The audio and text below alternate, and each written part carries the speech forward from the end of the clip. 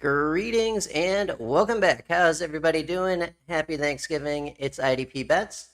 My name is Johny the Greek, and it is week 13. I am joined by a very special guest this week. You guys saw him earlier this season. He's one of our favorites. At Professor IDP, all one word on Twitter. It is Scott Soltis of the IDPshow.com. He's the author of the weekly defensive line streaming article and the facilitator of the State of IDP survey. Also a well-known degenerate. Welcome, Scott. How you doing?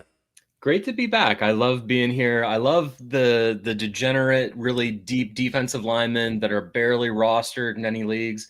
But one of the things I love about coming on with you is I can actually talk about the occasional player that people have heard of, other than fans of a team. I have a couple of a little bit spicier names in the back end, but it's nice to be able to look at the entire gamut and actually have some studs that I can talk about for once, because a couple of these guys are too rostered to ever appear in my streaming article. So I'm looking forward to it. Yeah, I hear you, man. We actually did a league this year called So Simple It's Not, with just six guys in it and one of each position, so that we could actually have some studs. Because we're in these crazy 53-man MFL leagues. Yep.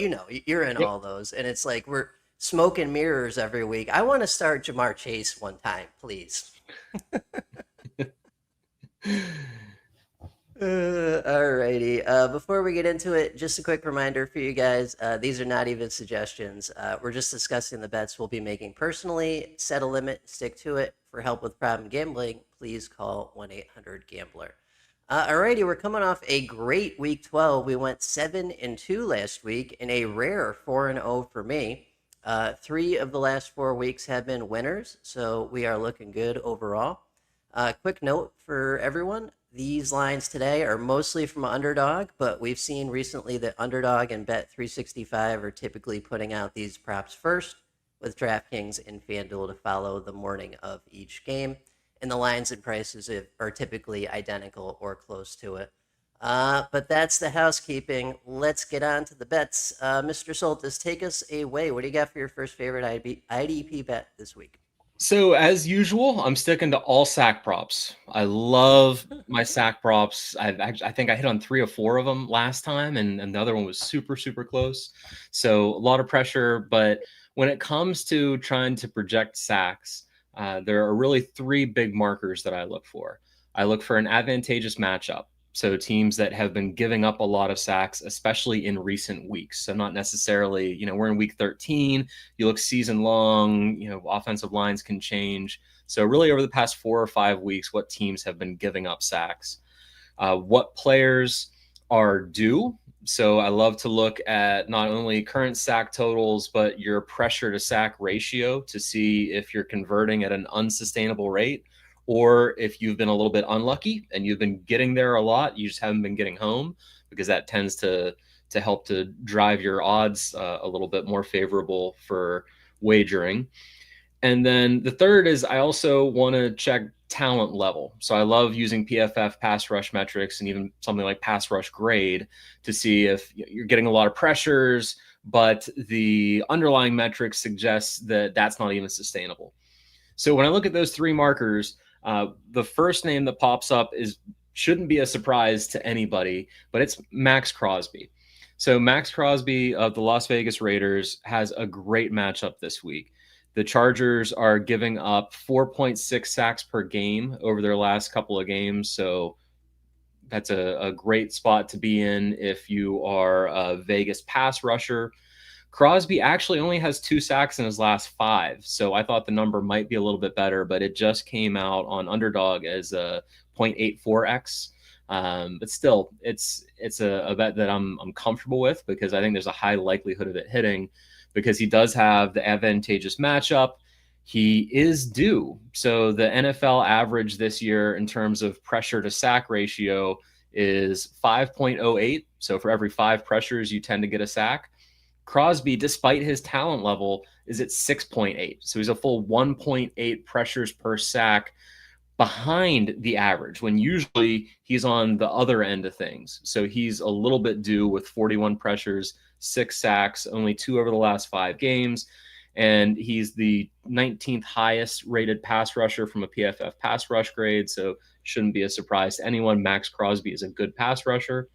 But just because the sacks haven't been there as much this year as we've seen in the past doesn't mean that they're not coming. And I feel like this could be a really, really good week for one to come.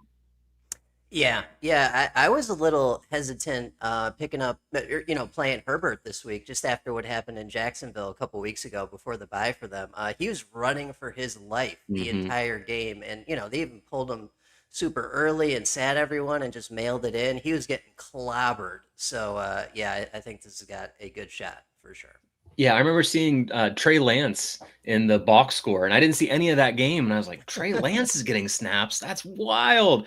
And yeah, when I dug into it, I saw he was just getting, they were losing, and he was just getting beat up like crazy. So it was just self-preservation at that point. Yep, I'm with you. And in a vacuum, Maxx Crosby is always a great bet for a sack each week, and with all these positive factors, even more so. Yep. Mm-hmm. Alrighty, good stuff there. Okay, my first one for week 13, a little bit on the safe side, but he's got a really good setup, and he's been on a bit of a hot streak lately. I'm going to go Mr. Carson Schwesinger, over 8.5 combined tackles. This one's off Underdog. He's been over this line in 6 of 11 games this season and in each of the last 3 games consecutively. And this week he's getting the San Francisco 49ers, who allow the 6th most linebacker tackles per game with 17.5 given up each week. San Francisco has the 4th most rushing attempts in the league. They average about 28 rushing attempts per game. Plus, we get those short dump-off passes to CMC, plus plenty of George Kittle targets over the middle. So there's going to be tons of action happening in Schwesinger's area this week. San Francisco's favored by 4.5 on the road. So that, would have been like 7.5 at home. They have about a minute more of offensive time of possession compared to Cleveland each week.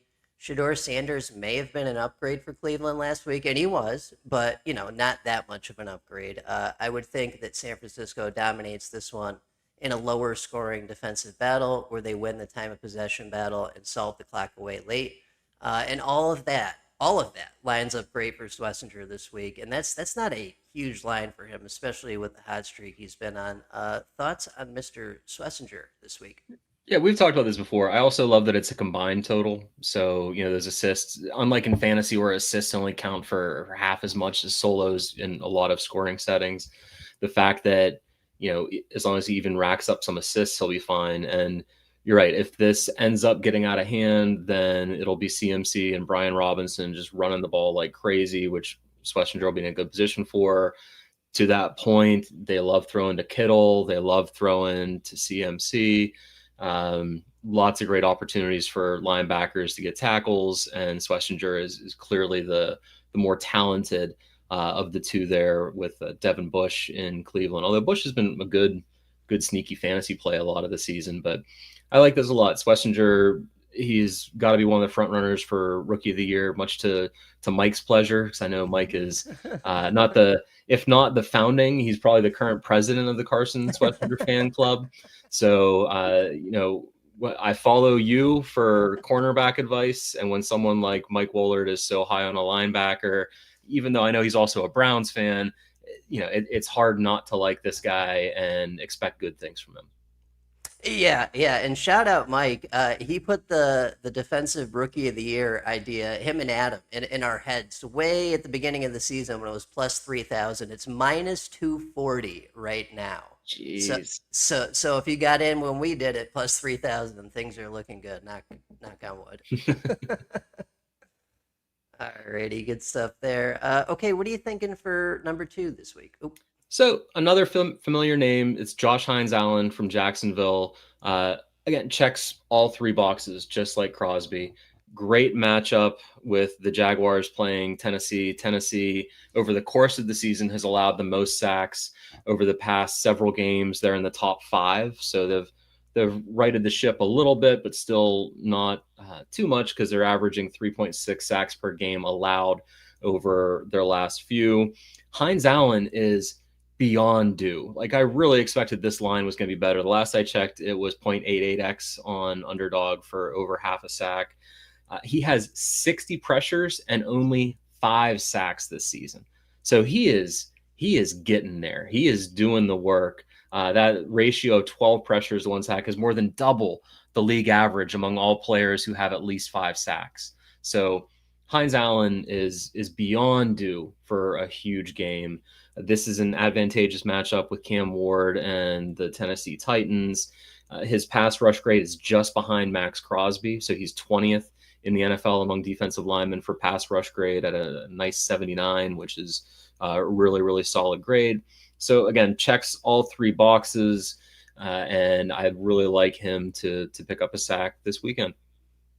Yeah, I'm with you on this. He's been heating up a little bit too. He's gotten home last couple weeks. When earlier this season there were a lot of people frustrated. He is starting to heat up for sure. And then the negative game script I think is definitely going to come into play here. Tennessee's been better offensively, but this is a division game. Jacksonville knows them well and knows how to shut them down well. So I would imagine that Tennessee is going to be behind and having to throw pretty early in this one. Alrighty. Good option there. Okay, my next one is going to be a safety. Same game, different player. Targeting this game a lot this week. A lot of good factors in it. So I'm going to take Grant Delpit over 4.5 combined. This one's on Underdog. That's a lower line to start with. 5 combined tackles for a 100% of snaps starting safety that plays most of his snaps in the box is fine, most days to begin with. So Delpit's only been over this line in 4 of 11 games this season, but he's in a great position to do so again this week against the number 1 team in the league for allowing safety tackles. The 49ers give up 16.6 safety tackles per game. The same factors that we talked about that apply to Schwesinger also apply to Delpit. And Delpit has a ridiculous amount of slot and box snaps each week. He only spent 22% of his total snaps as a deep safety last week, and that's pretty much par for the course for the entire season. So he will be up in the box and in the slot more than enough to take advantage of the same things we were talking about, excuse me, with Schwesinger. The million CMC runs, the short dump off passes, the passes to Kittle, etc. Time of possession being in San Fran's favor. I think all that lines up well for Delpit this week, and that is not a huge number for him. Just 4.5 combined. Not having the season we'd want him to have overall, but I think it lines up well for him this week. Thoughts on Mr. Delpit? Yeah, I almost stole your thunder a little bit on accident when we were talking about Schwesinger, in that I really like the position Delpit's in this week too, for those exact same reasons of just the game script and the kind of offense that San Francisco likes to run. Delpit's someone who I roster heavily in Dynasty. I like him. I was surprised to hear that he hasn't hit this number more. I was starting to look that up on my second screen before you beat me to that punch, but this is very much in his wheelhouse. I got to imagine if you looked at even last season, he was hitting this number pretty regularly, because I remember he was a league winner for me. So I'm a fan of this play, just like the Schwesinger one. Over 4.5, I think, is a very, very reasonable number for him to be able to hit. And this is one of those cases where his number, since he hasn't hit this, his number is a little bit lower than we might have just expect blindly. And that's a great place to take advantage if you're looking to make a tackle bet. Yeah. And I mean, that's what stuck out initially. It was like the number was so low. And another one I saw was Harrison Smith, 2.5 combined to get over. And it's like, yep, he's not been great, but it's still Harrison Smith playing almost 100% of snaps. I don't care who he's playing. He's probably getting 3 tackles. So yeah, hopefully that one works out. All right, what are you thinking for number 3? Okay, so I said I wanted to talk about some guys that I don't usually get to talk about, but I wanted to pivot a little bit here and talk about someone who I have been writing about for a few years as a great defensive tackle streamer, and that's Sheldon Rankins for the Houston Texans. So Rankins, and this line's currently at 2.17x on Underdog, over half a sack. We were joking before we got on, that's moved down 0.09 since I sent you the message that he was my pick. So, get it while it's hot if it keeps moving down, and we're moving these lines in our Slack chat somehow. But I really think Rankins is in a good position. So he only checks 2 of those 3 boxes that I mentioned, and it makes sense. He's a riskier bet than either of the other 2. The odds are bearing that out, but the metrics are still there.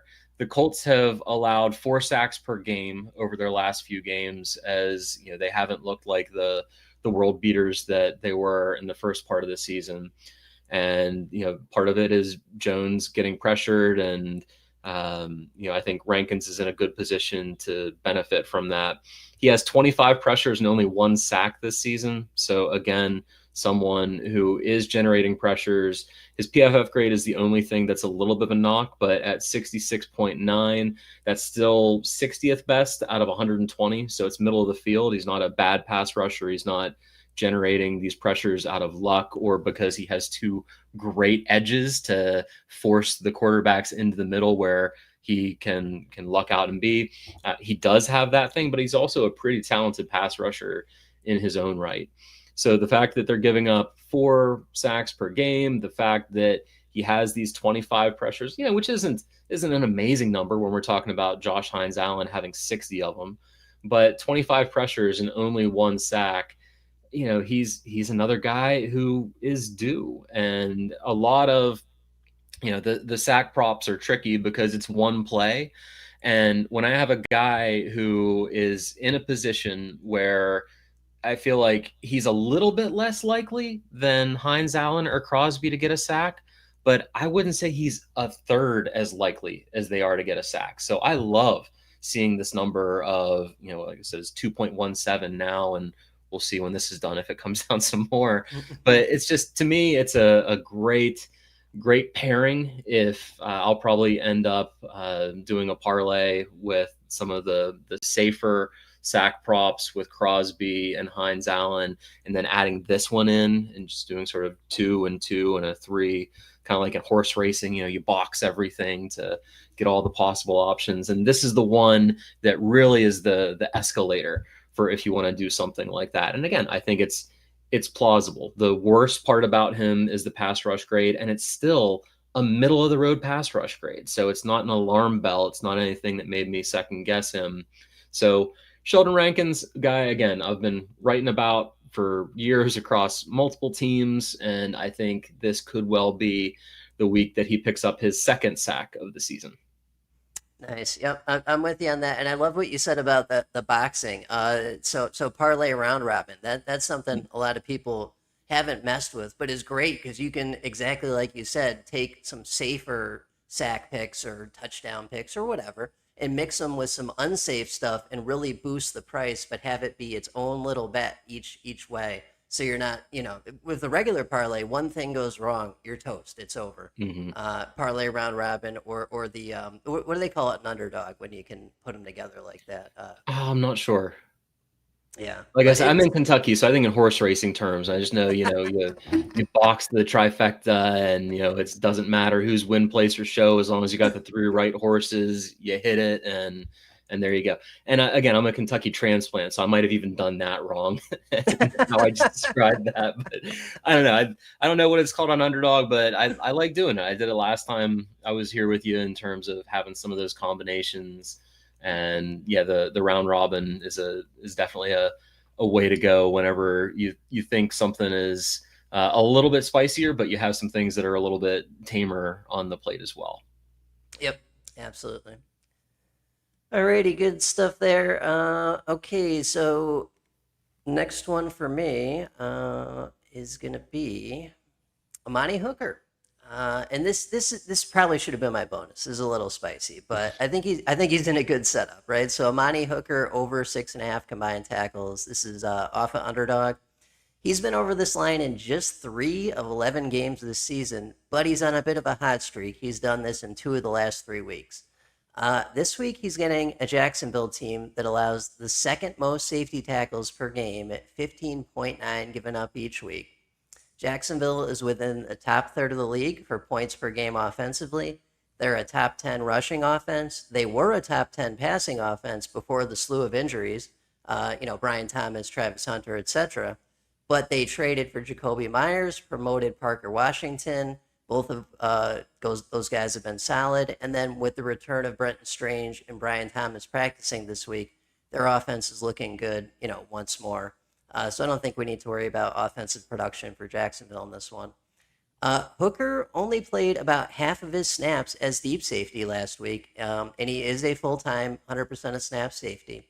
He should have the utilization and the playing time to make this happen for us, and the matchup is ideal with the number of safety tackles that Jacksonville allows each week. Jacksonville's favored by a touchdown on the road. They have almost 3 more minutes of offensive possession each week compared to Tennessee. So, I mean, they should dominate this game, salt the clock away late, and make sure that Hooker is on the field early and often, which, in combination with the other factors we've discussed, I think puts him in a decent spot. I mean, I'd like this better if it was 5.5, but I think he's just, if it's going to happen, he's in the situation and set up where this would be the week. Thoughts on Mr. Amani Hooker? I think another thing that's helping Hooker right now is Kevin Winston is finally healthy and playing 100% of snaps next to him. And this isn't just me being a Penn State guy. He was ranked as one of the top safeties in last year's draft class before he got hurt and ended up missing the whole season. And then it was a little bit slow and coming around this year, but he's been in a 100% snap role each of the last couple of weeks. And like you said, he's been playing more of the free safety role, which has allowed Hooker to have a little bit more confidence in the person next to him and start to get back to where he's been, because he's another perennial guy. I can't tell you how many leagues that I have Hooker and Delpit. I can't think of a single league where I don't have either of them on my roster. So I usually have at least one of them because they used to be under the radar guys, and that's when I swooped in and got them. But I think game script, this could end up being good with Jacksonville running it a lot if they get up big, just like we talked about the other side of it. If they do get up big, that means Hines Allen is going to get more opportunities to hunt down Cam Ward. So we're rooting for the same thing here. And I think that is probably more likely to happen than the Titans make it a really close game. The NFL is nuts where you don't really know what's going to happen in any given week. And we see just crazy outcomes every week. The other thing I did this week for the first time in a long time is I really looked at the standings. As a Bengals fan, it's been hard to look at the standings this season, but I couldn't believe some of the teams that are like right at or around 500 that we're not really talking about as these huge disappointments compared to, all the chatter I hear about the Bengals. So I think that more likely than not, Jacksonville will get up big. That looks well for them running the ball and Tennessee passing the ball. And that's a win-win. That helps both of us out. Exactly. And if we could see the future, we'd be in Wall Street, not IDP fantasy Twitter. You know what I mean? So all of this is just us doing our best to try and envision how it should go, how it could go, and then planning for that with appropriate bets. And after that, it's in the hands of the fantasy gods and football gods. Mm-hmm. Alrighty, good stuff there. That takes us to bonus. You got something spicy, but you had some real spicy stuff last time. What do you got this time? Yeah, this time I'm going to be really curious to see what the line is. And the reason this is a bonus pick is because I can't find a line on him yet. I'm sure he's going to be one because he has some name recognition, and that's Vita Vea of the Tampa Bay Buccaneers. And again, it's a sack prop, so over a half sack for him. I would have to imagine his number is not going to be far from Rankins. It's going to be nice odds compared to a Crosby or a Hines Allen. And again, I talked about those 3 boxes. He checks all 3. So he is a safer play to me than a Sheldon Rankins, and he's up there with me in terms of degree of certainty as a Crosby or a Hines Allen. I know that's kind of nuts because Vea hasn't put up the numbers this year, but the numbers he has put up that I'm paying attention to are pretty damn good. So if you look at his pressures, he has 30 pressures and only 2 sacks this year. So he is getting there. He is generating some of that without those conversions. So again, when you have that plus talent, then it tends to regress to the mean a little bit more quickly, and it's less likely that you're going to remain an outlier like that in terms of your pressure to sack ratio. And he does have the pass rush talent. He's always been a good pass rusher. People think of him as just this big guy who's a space eater, like a Snacks Harrison from the Lions from years ago. But that's never been Vea's game. Vea has always been a really talented pass rusher as well. And he has a pass rush grade of 76.9 this season, which is a top 25 pass rush grade. So he has the talent. He's due. They're playing the Arizona Cardinals this week, and the Cardinals are allowing an average of 4 sacks per game over their last 4. So there's a lot of real positive signals. Again, I'm going to be really curious to see what the number is on him. I think it's going to be high just because the sack total is so low, and because he's not a Crosby or a Parsons or a Watt that, no matter what's going on with them, his number is going to be huge. Although I did see that you can only bet Garrett under a sack now. You can't. There's no bet for Garrett. I think you have to go to like 2 or 3 sacks to even get into numbers, at least on Underdog.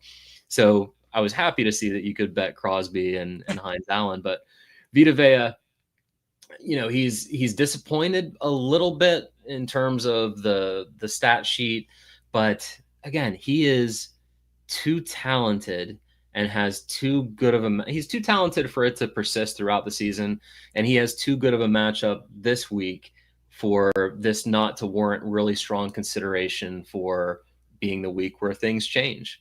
But what do you think? I know you're familiar with Vita Vea's game. Oh yeah, I love him. Yeah. Okay. So first things first. Yes, there absolutely will be a sack line on him. We've mentioned this in previous episodes, but they're just taking their sweet time with this stuff these days. Worst case scenario, Monday of the game, there will be a sack line for him. And Vita Vea was my 4th pick in our DT only league. And I mean, I've had success with him in the past in many different dynasty teams, but for this particular insane format we're playing, the redraft DTs only. It's not working out great for me this year. So I'm actually streaming some of your stuff from your article this week. Oh, nice. Nice. I wonder why those guys are never available whenever I go to actually stream them. And it's because because I think I've told you, I'm mostly an MFL player because I love the DT designation. And I know Yahoo has that, but I really got back into IDP through MFL leagues. And now I'm just starting to get back into Yahoo. So oftentimes they're the last place I go to do my waivers and ad drops. And I've noticed in that DT only league, it's harder and harder to find even like a Jawan Briggs and some of these guys that, most people don't hear of. And I write them up and it's like, oh man, yeah, he's even gone there. And it wasn't a 6 or 8 team league. So it's not like there's a bunch of us where it's super deep. But yeah, I think you are going to get some return on your investment in Vea eventually. This feels like it could be the week. I know that Tampa Bay's pass rush has not been great this season. Diaby's been fine. Hassan Reddick, when he was playing in the beginning of the season, was putting some things up. He's been out. I don't know if he's coming back this week or not. I know there's been rumors that he's getting close. And Anthony Nelson, had one big game for them at the other edge spot and hasn't really done much since. So, someone has got to rush the passer. It's another one of those likely positive game scripts, and Arizona has been allowing the sacks so much so that I've heard people talking about, do we really want to bring Kyler Murray back just to get beat up and hurt again, or if that ship has completely sailed for Murray in Arizona, and this is just another reason not to bring him back where he could be more damaged goods with as poor as that offensive line's been playing just the past couple of weeks in particular. But yeah, I'm a big Vea fan, and he's also easy to spot on the field, not because he's huge, but he's one of those defensive linemen. I think he's number 50. I know he's in the 50s. He might even be 50. So it's like, oh yeah, hey, that's him. So it'll be even easier to spot. Oh yeah, no, I love him. I've had him on many teams over the years. That's for sure. So I'm pulling for him. The price will be nice too. I can almost guarantee that. Mm-hmm. Alrighty, my bonus is in the same vein, but a little bit different. I'm going to go tackles, and I'm going to go Myles Garret tackles over 4.5 combined. He's having the type of season where he could do this in just sacks this week, and that would not, that would not be surprising. But the setup is great for him. So he's been over that line. This is off of Underdog, by the way, in 6 of 11 games already this season. So he's doing this most of the time to begin with. And he's going up against San Francisco. They allow 19.4 defensive line tackles each week. That is number one most allowed throughout the entire league. We can pretty much guess that Garrett's going to have at least a sack or two, and sacks count as tackles when it comes to this. So I think we've got a couple to start with. We just need a couple more, and then all of those same factors that we talked about with Schwesinger, with Delpit, also apply here. The million CMC runs and the short passes and all that. I think there's enough rushing attempts and enough pass rushing attempts from Garrett that this has a chance of happening. The only way this doesn't happen is if, maybe Cleveland dominates time of possession, keeps the San Francisco offense off the field. And I'm just not seeing that in Shedeur Sanders' second ever start. So that's where I'm coming at with this one. What do you think about that, though? Yeah, you can't go wrong betting Myles Garret, whatever the bet is. If there was a passes defended bet on him, I'd be game for it because he's always, if he's not getting there, he has his hands in the way. I don't know how to do an interception bet, but I don't think I'd ever do any interception bets if those are a thing. I saw safety bets are a thing. I'm like, not gonna bet a safety. That's too crazy for me. I'll bet some cornerback sack props before I'll bet safeties. But Myles Garret is Myles Garret. He's the man. Like I'm really fortunate to have him in one of my leagues. So seeing him put up 50, 60 fantasy points really annoys all of my old college friends in that league who I had to convince to do IDP years and years and years ago. And now my team there is like Parsons and Garrett and Carson Schwesinger. And, they're like, your offense sucks. Like, yeah, it does, but I'm still getting wins. So, Garrett, you can't go wrong betting Garrett. And he's just so much fun to watch. And I don't know, I haven't broken down the 49ers tape to see if they do more outside runs or interior runs, or if Garrett's tackles have been more in the perimeter. He's also one of those guys who gets into the backfield. So even good teams, when they're up big, have some negative plays, and he is a negative play waiting to happen. And those TFLs count as tackles too. So I think this is another good one. Again, he could do it in sacks. I don't think he has a 5-sack game this week. He has one. He has a 5 and a 4 so far this year. Crazy. Yeah. Okay. I could be wrong. He could have 5 again. I would not make that bet. I'm curious what the line would be for that, but I think over 4.5 combined is a nice way to go with him. Yeah, and it gives you more rooting interest for Myles Garret, which is never a bad thing when you're watching the game. Mm-hmm. Alrighty, good stuff. We got some great options out there. Just real quick shout out at the Third Eye, 3 zeros and a 7, and mrant71. Thank you guys for watching and checking out the show. No, we do not do live Q&As, but if you guys ever have any questions at the IDP Show, all one word, send us a tweet. We got you covered. Alrighty, before we get out of here, Mr. Soltis, I filled out the State of IDP survey for you. How's that been? Have you gotten any interesting early results? And then also, where can the people find you? What are you working on this season? Yeah, I love doing the State of IDP survey. It's just so interesting to learn how people play this. Even if you're only in one IDP league, it's really interesting to know that there are people out there who just do one IDP league. I have a suspicion if you're watching IDP bets on a Friday night, you might do more than one IDP league, but that's important to know too. So this is all data that I collect. You just fill out the survey once. It's stateofidp.com will take you to the survey. So it's nice and easy to get to this year. I think we're a little up over 300 responses now. So every data is good data. Love digging into that. Haven't got into the numbers too much just yet. Because that's just I don't know, that's a rabbit hole. Once I start finding interesting stuff, then I keep updating it. And then, it's just spending all my time on that. So right now it's still just trying to get the word out, get people to fill out the survey. It's 2 to 3 minutes. It's different from last year, or if you've done it previously, thank you. But I had you do it for every league before. This one is manager specific. So it's just about your habits, because we now collect primary data directly from some of the major hosting platforms. So we can get settings. So we're not going to nag you about settings and things like that. So stateofidp.com is where you can find that. And then every Wednesday at the idpshow.com, you can find my DL streaming article where I highlight now 30, because I know we're in playoff crunch time and then the playoffs. 30 defensive linemen who I like this week who are rostered in less than 50% of sleeper and MFL leagues. And I always make sure that at least a quarter of those names have 0% rostership. That doesn't mean they're completely unrostered, but they don't even, make the radar move whenever you look up the percentage that they're on teams. And I tier them and I rank them and I give the underlying data, because you can make informed decisions. If you're looking for more of a safe floor, then sort by snap counts. And the higher the snap count, the more likely that they're at least going to get you some points. If you're looking for those big splash plays, then sort by points allowed to the position and sort by the PFF pass rush grade. There's lots of different ways that you can play it. I give you how I do it, but I also want you to have some things that you can make informed decisions for your own risk profile and the rest of your team.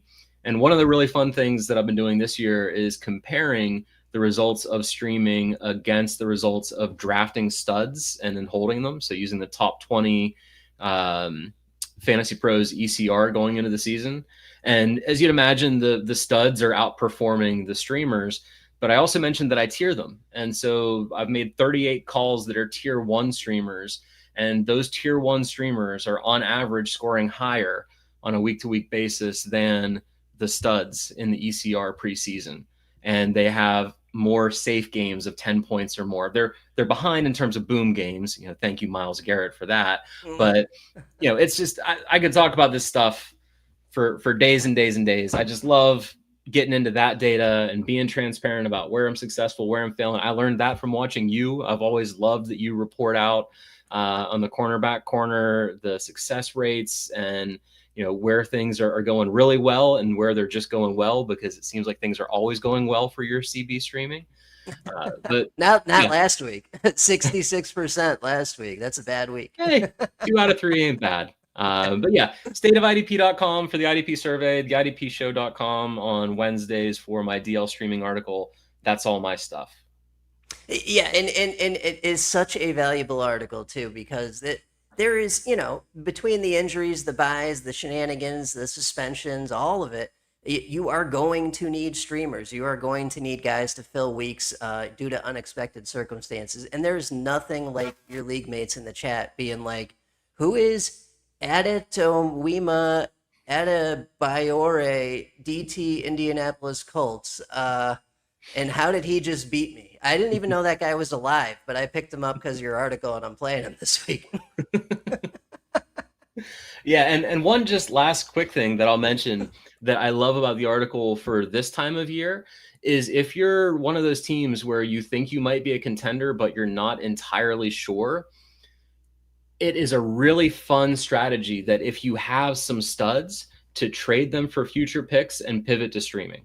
Because especially for defensive linemen, not for all positions, but for defensive linemen in particular, you can trade away, get some future draft capital so that if the season doesn't end up working out before your trade deadline, you've gained some additional draft capital. But there are enough good guys out there to stream in most leagues where if you're teetering on the edge, you'd always rather have studs than streamers.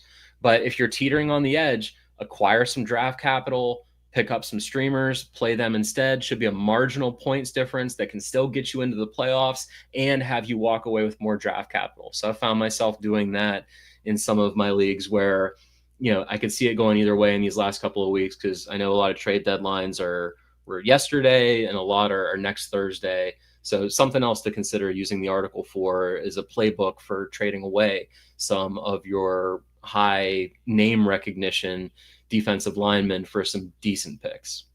Yep. Yeah, absolutely. I love that. Good stuff, Scott. Always a pleasure having you on.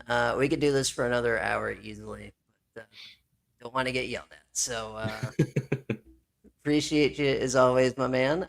Before we get out of here, please subscribe to our YouTube channel for our other shows, the flagship IDP Show podcast, the IDP After Show, the IDP Trade Show, and IDP Drafts. If you'd like to support the show, you can do so for just $5 a month over at theidpshow.com. We've got premium features for paid supporters that we know you'll enjoy. Follow us on Twitter at the IDP Show, all one word. Thank you guys for listening. Hope everyone had a great Thanksgiving. Good luck in week 13. Go win some money, and we'll catch you guys same time, same place next week. Take care. Bye-bye.